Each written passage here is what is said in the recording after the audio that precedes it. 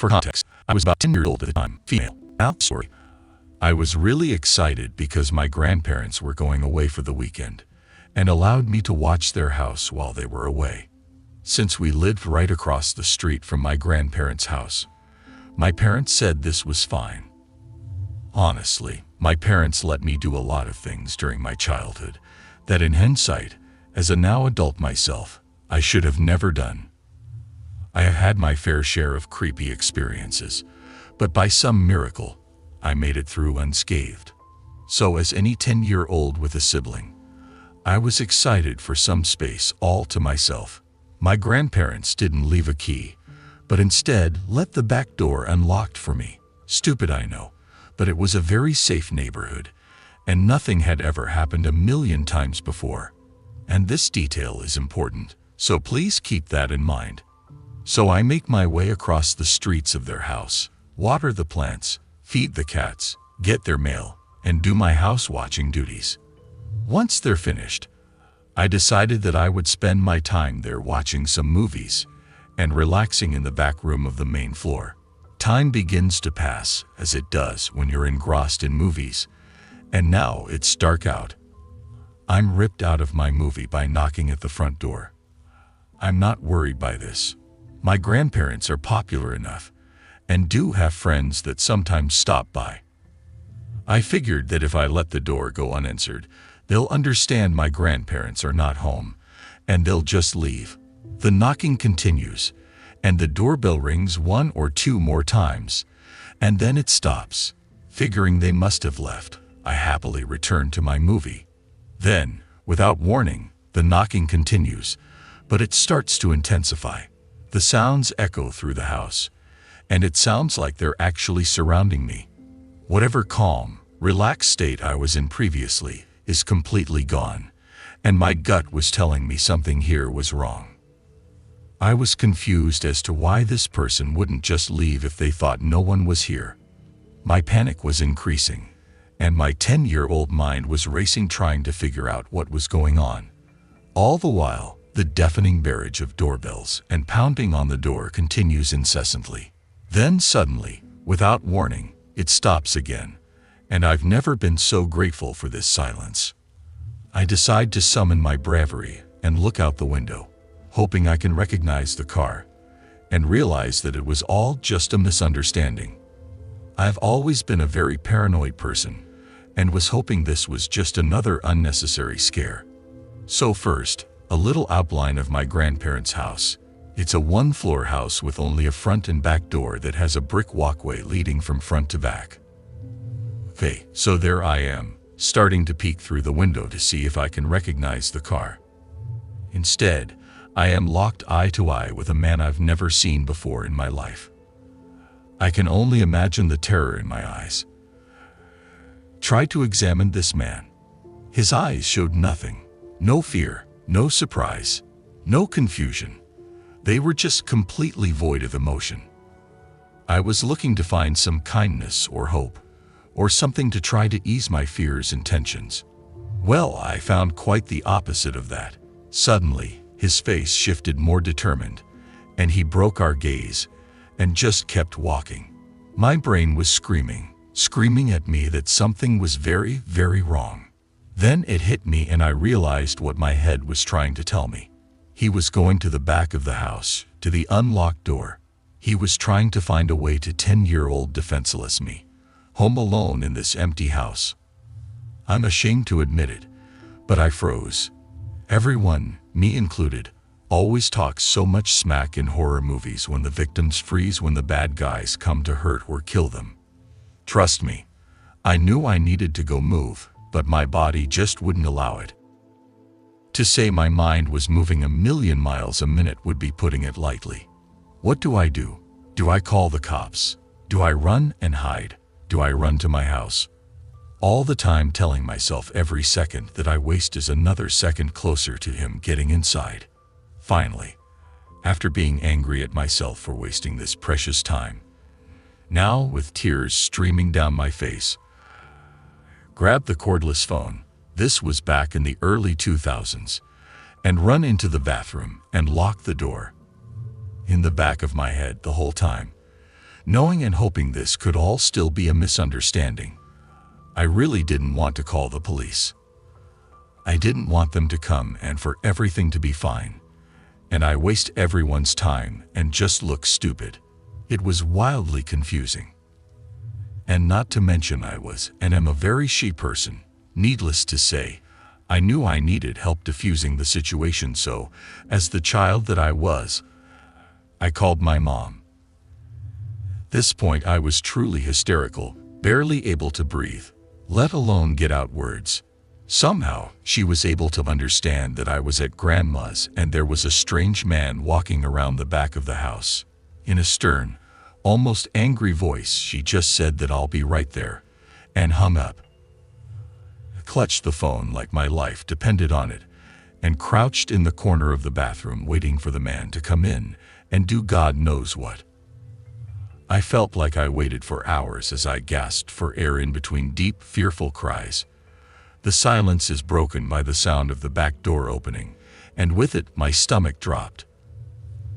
Unsure if this was my mother or the strange man whose dead eyes terrified me. After endless moments of pure terror, my mother calls out that it's her and it's safe to come out. In one swift motion, I jump up, rip open the door, and run into my mother's sheltering arms. I just stayed there for a while, unable to speak, still processing what just occurred and feeling finally safe in my mother's arms. After a while, I was able to get out, asking what happened to the man. She told me she found him around the back of the house and immediately approached him asking what he was doing. He stated he was looking for an address and worriedly stumbled away to his car and drove off faster than seemed appropriate. There's no way that this man was looking for an address. Why would he continue to pound and pound on the door when no one answered? Why would he walk around to the back of the house? Nothing about that looks like someone searching for an address. After asking around, I heard that sometimes people do that when they're looking to break into a house. They thoroughly pound on the door and make sure that no one answers and that no one is home when they attempt to break in. But why, when he saw that I was inside, did he continue to go to the back of the house in the most ominous way possible? I'll never know that man's true intentions that night, and honestly, I don't know if I want to know.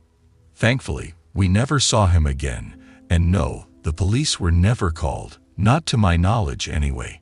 My mother watched the house for me for the rest of the weekend as I was too scared to return until the house was no longer empty. Obviously, the story could have ended in many horrible ways, and I'm forever grateful to my mother coming to my rescue. In hindsight, she is very lucky the man didn't have a weapon and was instantly scared off when her presence arrived.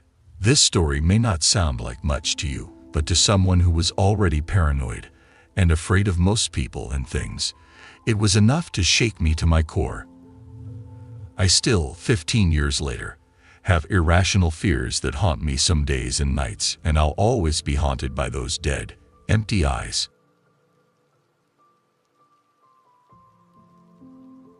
It was the middle of summer, and my parents had left for the weekend to go to our home in Cape Cod. It's about a 2-hour drive away, so it's no big deal for them to leave me at home for a few days. My mom had made some pulled pork and pasta for me to heat up whenever I was hungry, and I had some money if I wanted to order a pizza or something. Things were all good. The first night I was alone, I stayed up until about 3 in the morning playing Xbox, so I woke up really late the next day. I checked my phone when I woke up and saw it was a little past 1 p.m. I'd made plans to play some street hockey with a few friends at 3, so I threw myself out of bed and stumbled into the shower. Take really long showers, so when my parents are gone, I go mental. I was in there for about 45 minutes when I heard my back door open. I immediately froze since obviously I was supposed to be alone. I waited for about 2 minutes, ears trained in trying to hear anything else. Nothing. I figured it was just the wind, or maybe my parents were home early, so I turned off the shower, wrapped my towel around myself, and slowly walked down the stairs to check it out. The bathroom is directly upstairs from the back door, and the thing is pretty loud when it opens and closes. So the stairs to the kitchen where the back door is are pretty tight and walled in, so I can't see into the kitchen when I walk down. Even though my house is old as shit and each step on the stairs makes a super loud creak, I still took my time and tried to be as quiet as possible.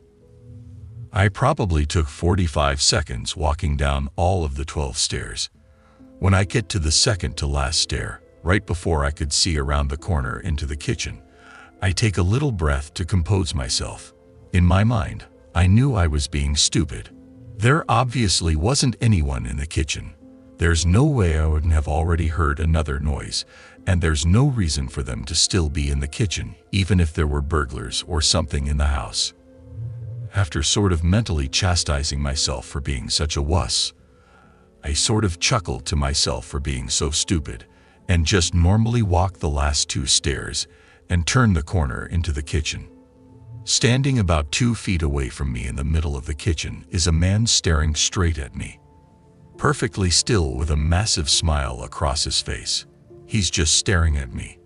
The thing I remember most vividly wasn't his face or his smile, but his arms. They weren't just at his side. He held them in the strangest, most abnormal position I've ever seen. They were where one would normally hold their arms, but he had rotated them to the point where they were almost completely reversed, as well as lifting them up and a little bit behind himself. I don't know why I remember this so much, but it's just the most demonic, abnormal position I've ever seen. Honest to God, I think I almost had a heart attack right there. Looking back, I can realize how fucking creepy this situation was, but in the moment, I just took a step towards him and punched him as hard as I could in the jaw, sort of half slapping, half pushing him towards the ground. The second I connected, I beelined up the stairs, dropping my towel in the kitchen with my heart beating out of control. I fucking sprinted into my room and locked the door behind me. I quickly put a chair up against the doorknob like you see in TV. Almost without thinking, I immediately called 911 and, nearly in tears, told the operator what happened. As I sat on the floor of my room in practically the fetal position, I noticed that the light coming from the gap between my door had stopped. The fucker was standing outside of my door. There's no words to describe the feeling I had. I was paralyzed with fear, watching the shadow across the bottom of my door shift in tiny ways. I stayed balled up, staring at the gap, praying that the man would just go away for what seemed like an hour. All the while, the 911 operator was asking, "Hello, sir. Are you there? Hello?" I didn't want to make a noise, and even if I wanted to move my arms to bring the phone up to my mouth, I don't think I could have. Eventually, the light returned to the gap, and I heard the faintest of footsteps slowly creaking the wooden floorboards as he walked down the hall. It was silent for minutes as I just sat there curled up, unable to even speak. Fear does funny things to the body. I heard banging on the front door and the sound of 2 officers entering my house.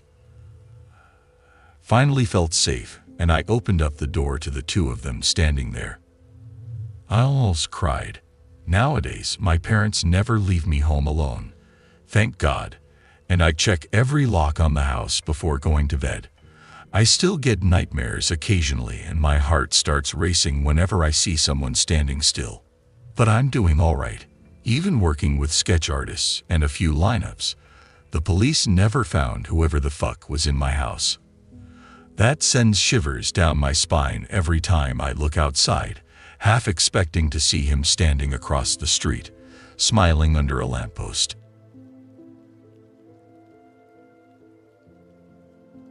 When I was 14, I would spend the summer holidays away from school at home.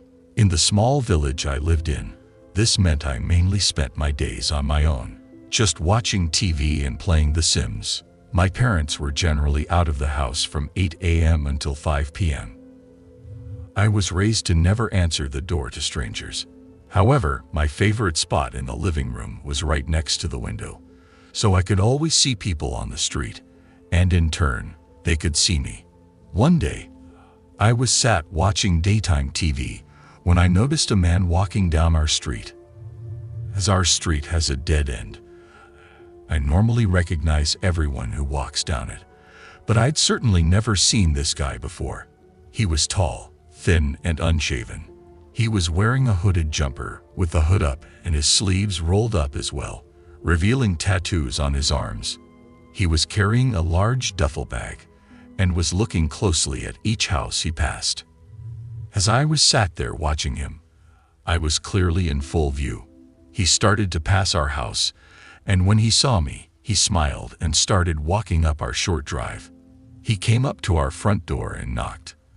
I knew I shouldn't answer, but he had seen me, and at 14, I was afraid of being rude to an adult, so I obediently went and opened the door a crack, peeked around the door and said hello. As he spoke, he pulled the duffel bag around to the front of his body and asked me if my parents were home. At this point, I figured he'd probably leave if I said no, but instead he stepped forward towards the door and unzipped the bag. Well, the thing is, I just got out of prison. I want to do the right thing, you know. It's so hard to find a job, so I'm trying to sell some things. He started pulling towels, handkerchiefs, and other junk out of his bag. The word prison made my heart skip a beat, and I quickly mumbled something about having no money, and I closed the door on him. He stood outside my door for a minute, still talking to me about being able to help, so I went upstairs and waited for him to leave, which he eventually did.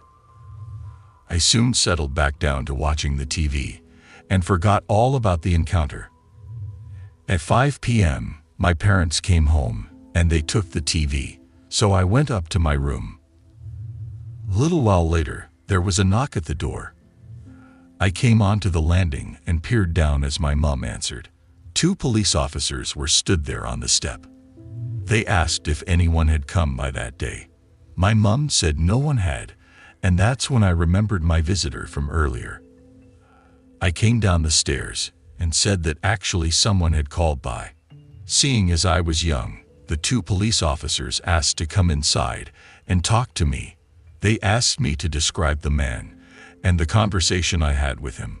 They seemed really worried and kept telling me not to worry and to be honest about what happened.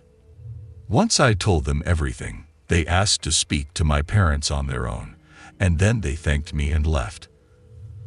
I was straight on at my parents, asking them what was going on. My mom explained that a few minutes after the guy had come to our house, he had gone to another girl's house. She was in the shower and hadn't answered the door when he knocked. Apparently, he let himself into the house and walked upstairs. When he found her in the shower, he sexually assaulted her. With my description and the evidence from the girl, they tracked the guy down. It turned out he had just been released from prison for a similar attack on another girl. I never answer the door when I'm alone now, and I refuse to shower when I'm home alone.